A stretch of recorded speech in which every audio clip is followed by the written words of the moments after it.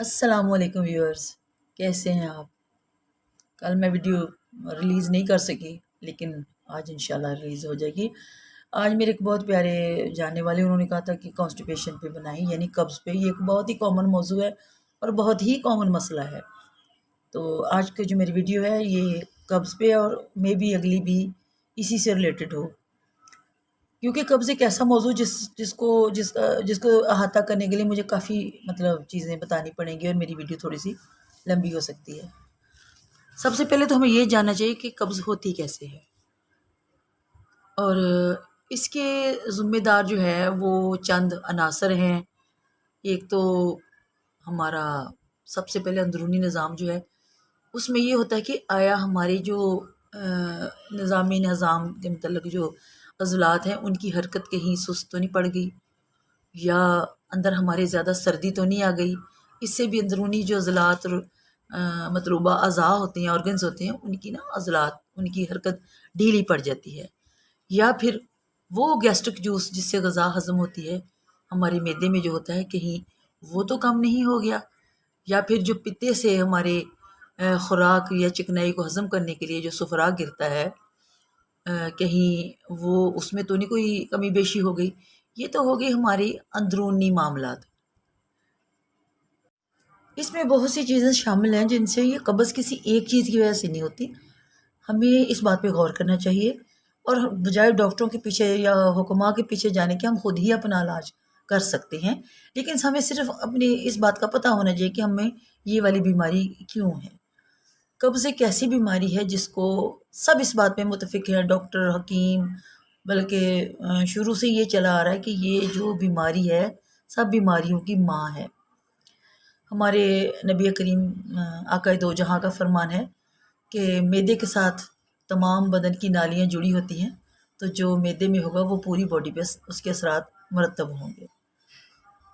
اس کے لیے ہمیں سب سے پہلے یہ دیکھنا چاہیے کہ کیا، جیسے کہ میں نے پہلے آپ کو بتایا کہ ہمیں اندرونی طور پر تو کوئی ایسی کمزوری نہیں ہے جس کی وجہ سے ہمیں قبض ہو رہی ہے۔ نمبر 2، ہمارا لائف سٹائل۔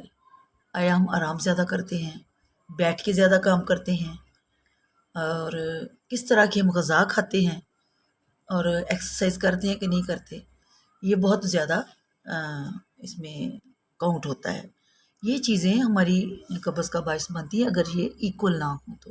اس کے علاوہ اگر کوئی شخص بیمار ہے اور کافی دیر سے ایلوپیتھک ادویات استعمال کر رہا ہے تو اس کو بھی قبض ہو سکتی ہے۔ اور ایک اور بہت اہم اور عجیب سی بات ہے، وہ بھی میں آج آپ سے شیئر کرتی ہوں، کہ میں کافی عرصے سے دیکھ رہی ہوں، بہت ساری مائیں بھی مجھ سے شکایت کرتی ہیں، بلکہ میں نے بڑے لوگوں کو بھی دیکھا ہے، جب واش روم میں جاتے ہیں رفع حاجت کے لیے تو ان کا موبائل ان کے ساتھ ہوتا ہے۔ ایون کہ وہ یہ والا کام جو کوئی بھی کام کرے اس کو پوری کنسنٹریشن چاہیے، اور جب آپ ریلیز ہو رہے ہوں، یہ سکون لے رہے ہوں، تو اس وقت بھی آپ نوٹ کریں کہ آپ کے بچے تو یہ کام نہیں کر رہے، تو وہ موبائل دیکھتے ہیں واش روم میں بیٹھ کر۔ اور یہ بھی ایک قبض کی اہم وجہ آج کل بنتی جا رہی ہے۔ یہ تو ہوگی وجوہات۔ اب میں آپ کو بتاؤں گی کہ 1 بائی 1 کر کے، ایک ایک کر کے، کہ آپ اس سے چھٹکارا کیسے حاصل کر سکتے ہیں وداؤٹ ادویات کے، دوائیوں کے بغیر۔ صرف اپنی معمولات زندگی جو ہے نا ان کو ذرا غور کریں ان پہ کہ آیا یہ صحت مندانہ ہے یا نہیں ہے، تو آپ قبض جیسی موذی مرض سے چھٹکارا حاصل کر سکتے ہیں۔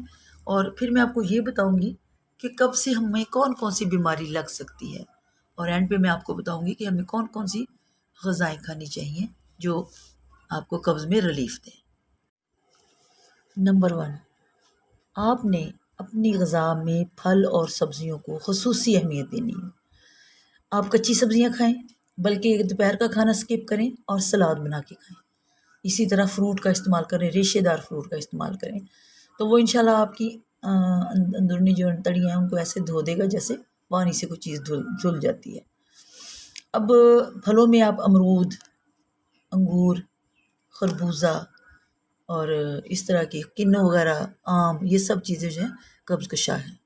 اور سبزیاں، کچی سبزیاں میں گاجر، مولی اور شلجم ہو گیا، اس طرح سلاد، چقندر ہو گئی، کھیرا، ٹماٹر، پیاز، یہ سب چیزیں قبض کشا ہیں۔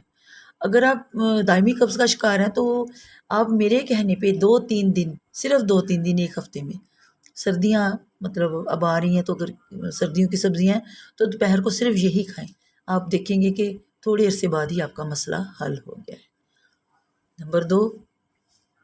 نمبر 2 زیتون کا تیل اور بادام روغن اور دیسی گھی، یہ تینوں چیزیں آپ ان میں سے کوئی ایک لے لیں، اور رات کو رات کے کھانے کے 1.5 گھنٹے بعد آپ نے گرم دودھ کا ایک کپ لینا ہے، اس میں زیتون کا تیل 1 چمچ ڈالیں، یا پھر دیسی گھی آدھا چمچ ڈالیں، یا پھر اپنا بادام روغن آدھا چمچ ڈالیں اور پی لیں۔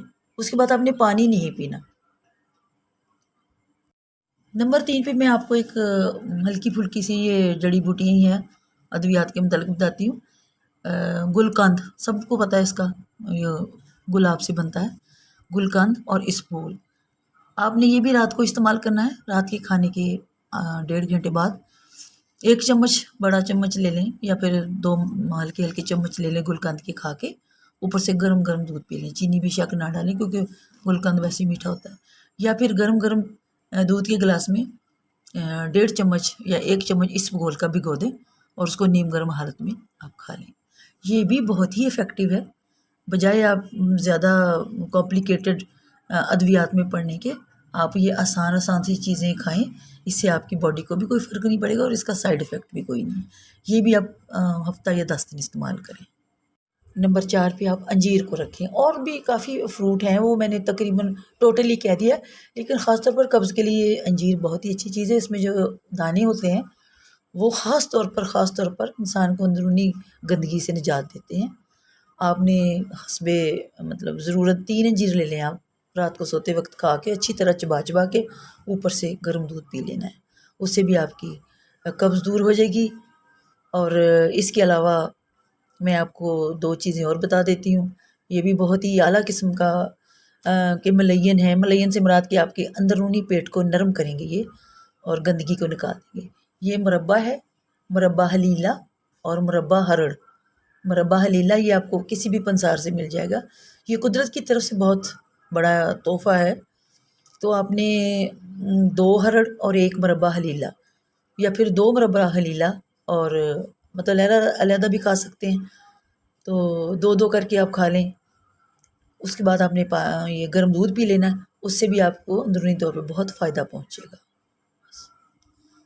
اب میں ویڈیو کے آخر میں آپ کو بتاؤں گی کہ قبض کی وجہ سے ہم کن کن بیماریوں کا شکار ہو سکتے ہیں۔ بظاہر یہ معمولی قبض ہے جی، پیٹ کی ایک بیماری ہے، لیکن جب یہ بلاک کر دیتی ہر چیز کو تو اس گیس اوپر کو چڑھتی دماغ کی طرف۔ یہ سب سے پہلے تو بواسیر، خونی بواسیر کا باعث بنتی ہے، سر میں بہت زیادہ درد ہونے لگ جاتا ہے۔ نمبر 3 یہ نظر کو کمزور کر دیتی ہے۔ نمبر 4 خواہ میں غصہ آتا ہے، انسان کو پتہ ہی نہیں چلتا، اور اس طرح گھریلو پریشانیاں جنم لیتی ہیں، چڑچڑاپن بہت زیادہ پیدا ہوتا ہے۔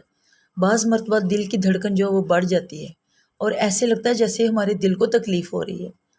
گردوں میں درد شروع ہو جاتی ہے، گردے اور مثانے میں درد شروع ہو جاتی ہے، اور اس کے علاوہ یہ پٹھوں میں درد ہوتی ہے، ہمارے ہاتھ پیر ڈھیلے ہو جاتے ہیں، انسان سستی محسوس کرتا ہے، کچھ کام کرنے کو دل نہیں کرتا، بھوک میں بہت ہی زیادہ کمی ہو جاتی ہے، اور جتنے بھی ہمارے جو خون کی کمی ہو جاتی ہے، اور خون کی کمی ہو جاتی ہے، اور خواہ میں انسان جو ہے وہ دوسرے سے لڑنے کو دل کرتا ہے۔ سر میں درد تو بہت ہی زیادہ ہوتی ہے، ایون کہ آپ یہ دیکھیں کہ بعض مرتبہ تو انسان کہتا ہے کہ مجھے پتہ نہیں کون کون سی بڑی بیماریاں لگ گئی ہیں، لیکن ہوتا کیا ہے، اس کو قبض کی شکایت ہوتی ہے۔ تو میں نے تو پڑھا بھی ہے، دیکھا بھی ہے کہ جو پرانے ادباء ہیں، حکماء ہیں، وہ سب سے پہلے مریض سے یہ پوچھتے ہیں کہ آپ کو قبض تو نہیں ہے، پھر وہ سب سے پہلے پیٹ صاف کرتے ہیں، اس کے بعد اگلی دوائی دیتے ہیں۔ کسی بھی چیز کا اثر نہیں ہوتا جب تک کہ آپ کا معدہ بلاک ہو، کچھ کرنے کو بھی دل نہیں کرتا جب تک کہ آپ کا معدہ بلاک ہو۔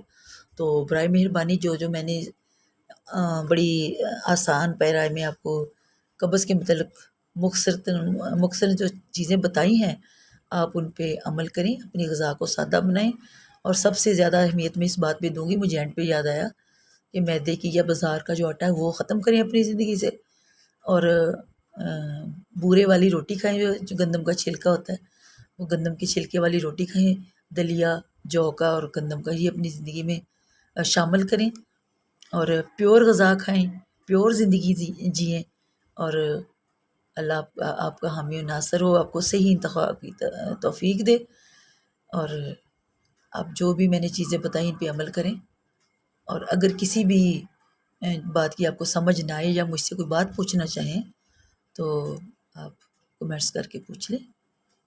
اوکے، اللہ حافظ۔